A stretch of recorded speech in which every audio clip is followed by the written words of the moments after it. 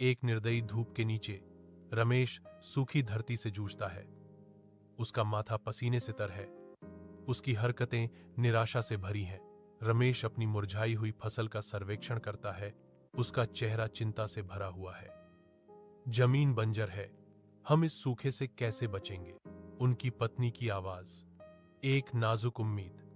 हमें एक नया रास्ता खोजना होगा रमेश।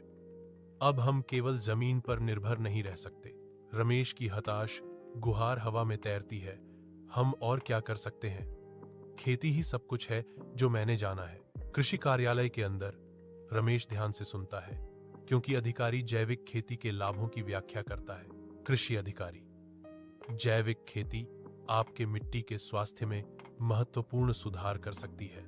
रमेश उत्सुक होकर आगे झुकता है और अधिक ज्ञान चाहता है। कुछ प्रभावी फसल चक्रण तकनीकें क्या हैं?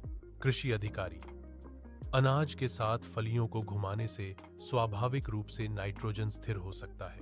रमेश का चेहरा समझ और उत्साह से चमक उठता है। मैं समझ गया, यह बहुत मददगार है। रमेश नए ज्ञान से भरा हुआ घोषणा करता है, आज मैंने बहुत कुछ सीखा। रमेश हलचल भरे गांव के बाजार में पहुंचता है। उसकी गाड़ी ताजी कटी हुई सब्जियों के जीवंत रंगों से भरी हुई है। गांव वाले रमेश के जैविक उत्पादों को उत्सुकता से चुनते हैं। बिचौलियों को दरकिनार करते हुए धूप दृश्य को नहलाती है।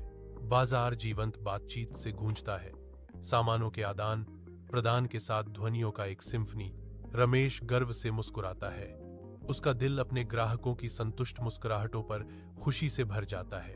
प्रेरित होकर रमेश अपनी खेती का ज्ञान साझा करने का संकल्प लेते हैं, जिससे अन्य किसानों को नई तकनीकों को अपनाने की प्रेरणा मिलती है।